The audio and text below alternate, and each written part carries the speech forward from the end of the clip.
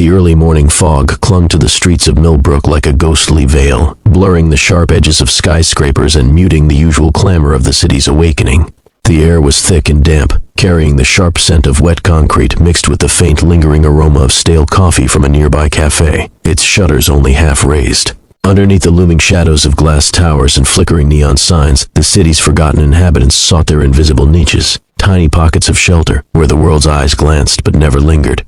Among them was James Calloway, a man whose presence was as quiet and unassuming as the mist itself. His clothes hung loosely on his thin frame, threadbare, stained, and worn from months of exposure to the elements. His faded blue jacket, once sturdy and warm, now barely shielded him from the biting chill that gnawed at his bones. Yet his face, deeply lined and weathered by years of hardship, held a quiet dignity that often went unnoticed amid the city's rush. He sat hunched beside a battered cardboard box near an alleyway dumpster, the faint scrape of a rat's claws against the metal lid breaking the fragile morning silence. James's fingers trembled slightly as they sifted carefully through the dirt and discarded debris. Each day was a relentless search, for food, for warmth, for a shred of hope. The city had swallowed him whole, a nameless figure among faceless crowds, invisible to all but the sharp eyes of the desperate. Yet beneath the grime and despair, his eyes retained a spark, a glimmer of something waiting to be found. The distant hum of traffic grew louder as the sun began to pierce the fog, casting long, distorted shadows across the cracked pavement.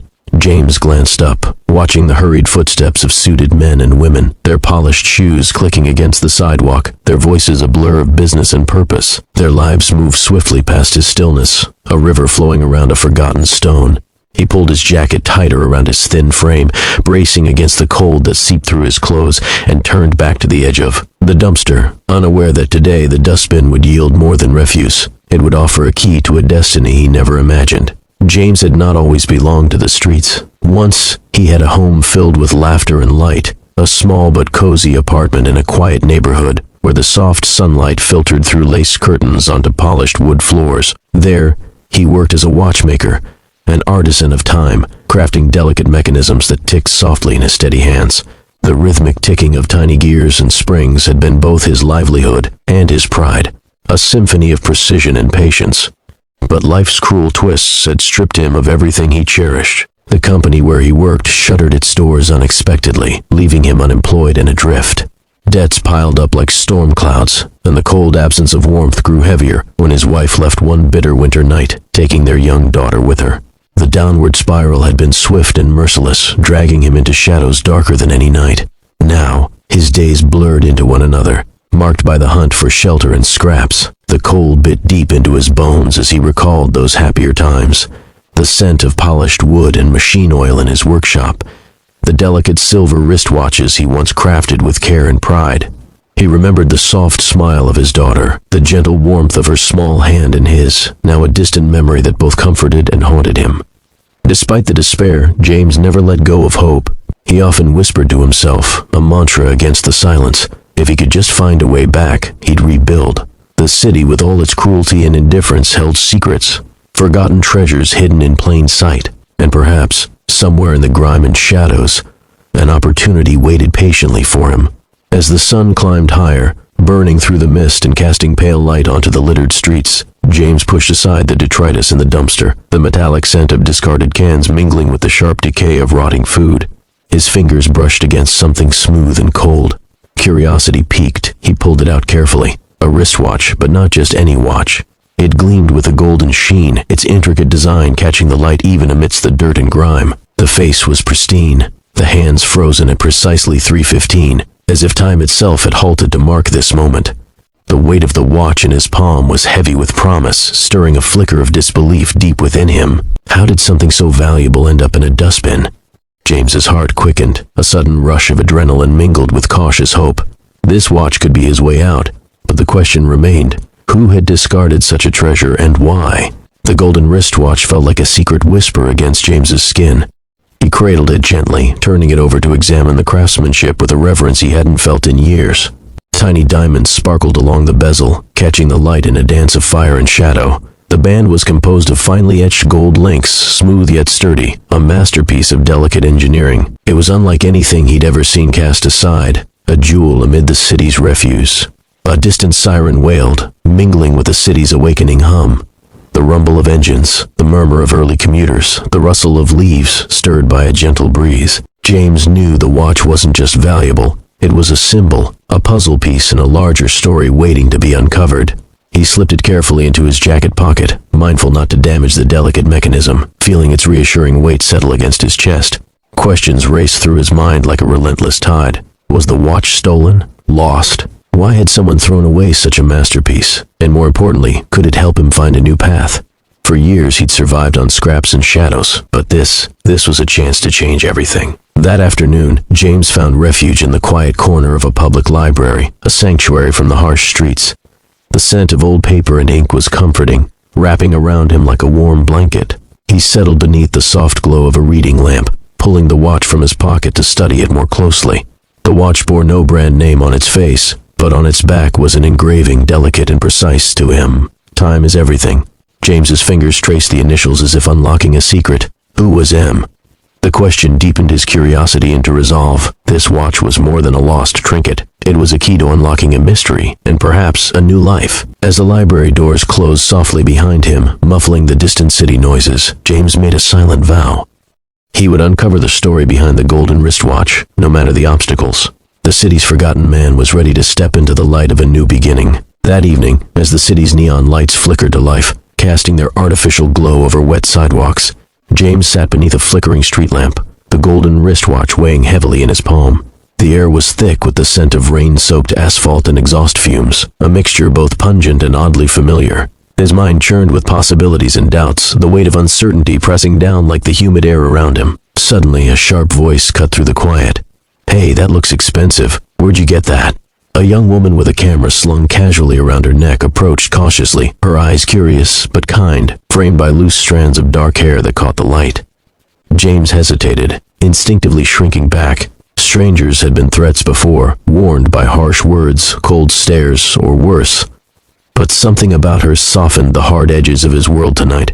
There was an earnestness in her gaze, a warmth that reached past the layers of grime and doubt. "Found it," he replied simply, voice rough from disuse, barely above a whisper.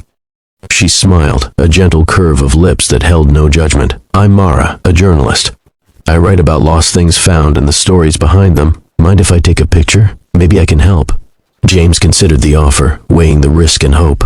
Trust was a luxury he couldn't afford, yet the watch had already drawn him into a new story, one he didn't want to face alone. "All right," he said quietly, handing over the watch into her careful hands. Mara examined it, her brow furrowing in concentration.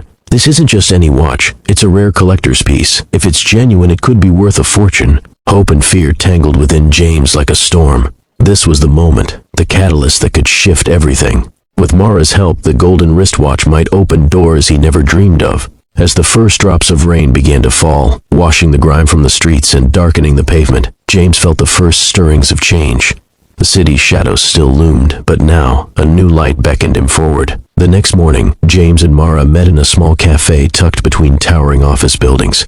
The warm aroma of freshly brewed coffee mingled with the sweet scent of warm pastries, a stark contrast to the cold, unforgiving streets James had known for so long. The chatter of early risers and clinking cups created a gentle buzz of life. Mara carried the golden wristwatch carefully wrapped in a soft cloth pouch, setting it gently on the worn wooden table between them. "I took it to an expert," Mara said, her voice low but trembling with excitement. "It's authentic, a limited edition made by a renowned Swiss watchmaker, worth at least $100,000, maybe more at auction." James's eyes widened, the numbers almost too large to grasp. The weight of possibility pressed down on him, heavy yet exhilarating. "But how do I sell it? I don't have an address or ID. I'm invisible." Mara nodded understandingly, her eyes softening with empathy.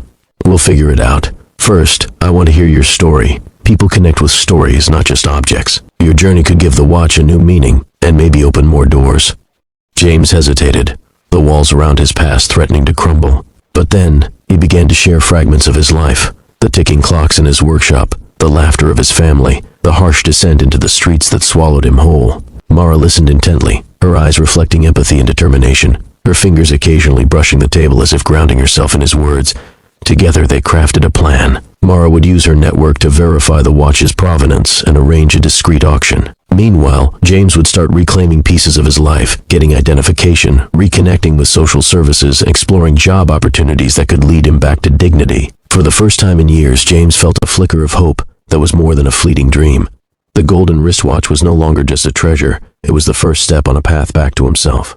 Despite the promise of change, obstacles mounted quickly. The auction house demanded proof of ownership, and the process to regain legal identification felt like a labyrinth with endless twists. James faced suspicious gazes from clerks and bureaucrats, their words clipped and cold, each step draining his fragile confidence.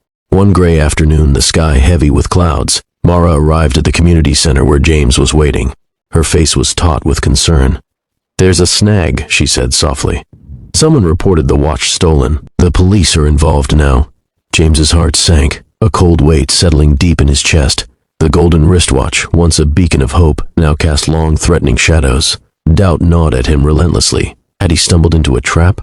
Was this precious chance slipping away like sand through his fingers? Mara reached out and squeezed his hand firmly, grounding him. "We'll clear this up. I'll help you speak with the detectives. You didn't steal it, you found it." But James felt the crushing weight of the city's judgment pressing down like a relentless tide.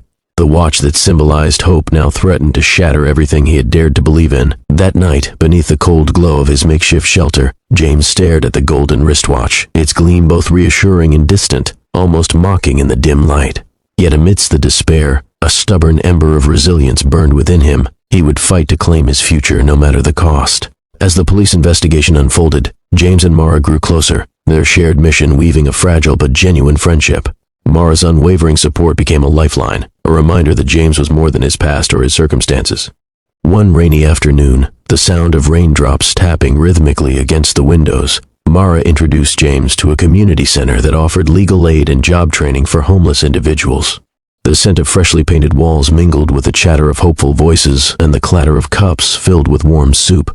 James felt out of place at first, clothes rough, hands calloused, eyes wary, but the smiles and welcoming nods soothed his unease. "People here believe in second chances," Mara said softly, her voice a gentle anchor. "And so do I." Over cups of steaming soup, James shared his dreams of reopening a watch repair shop, of crafting something beautiful from broken pieces, just like his life. The room filled with nods and encouragement, a small chorus of belief that lifted his spirit. The golden wristwatch, once a solitary treasure, had become a bridge, connecting James to a world he thought lost. Each small victory, each new connection, chipped away at the walls of isolation that had surrounded him for so long. Together, James and Mara faced the tangled web of challenges, their bond a testament to the power of trust and hope in the darkest times. Weeks passed, and James's determination deepened. With Mara's help, he secured temporary identification and opened a small bank account. Simple things that felt monumental after years of invisibility. The auction house agreed to hold the golden wristwatch in trust while the ownership dispute was resolved, a fragile promise of faith in his journey.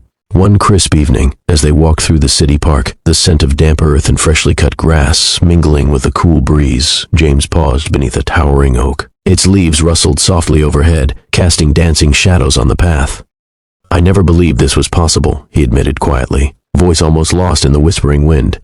"To think that something found in the dustbin could change everything." Mara smiled, her eyes bright with conviction. "Sometimes the things we discard hold the greatest value. Not just objects, but our own stories. You're rewriting yours." That night, James sat by a small table in the community center, tools spread before him, tiny screwdrivers, delicate gears, lenses, gifts from kind souls who believed in his talent. He began repairing a battered wristwatch donated by another resident. The familiar click of gears and the steady ticking filled the quiet room, a symphony of renewal and hope. In that moment, James felt a profound shift, a reclaiming of identity, purpose, and hope. The golden wristwatch was more than wealth, it was a catalyst for transformation. Just as progress seemed within reach, the ownership dispute escalated sharply. A wealthy collector, Mr. Ellington, claimed the golden wristwatch was stolen from his private collection. His legal team pressed hard, threatening to seize the watch and derail James's hopes. The tension gnawed at James's resolve like a persistent shadow. The city's darkness threatened to swallow him once more. Mara's calls became urgent and frequent. "We have to fight this. There's evidence the watch was lost, not stolen." James felt the crushing weight of uncertainty pressing down like a storm. The golden wristwatch, emblem of his new life, was now a battleground. One sleepless night, memories of past failures and abandonment clawed at him relentlessly. Doubt whispered cruel lies that maybe he was meant to remain invisible, lost among the forgotten. But beneath the fear, a stubborn spark flared, a fire that refused to be extinguished. With Mara's unwavering support and faith, James prepared for the legal battle ahead, ready to stake everything on the truth in his newfound strength. The courtroom was austere and echoing, filled with the measured voices of lawyers and the stern gaze of judges.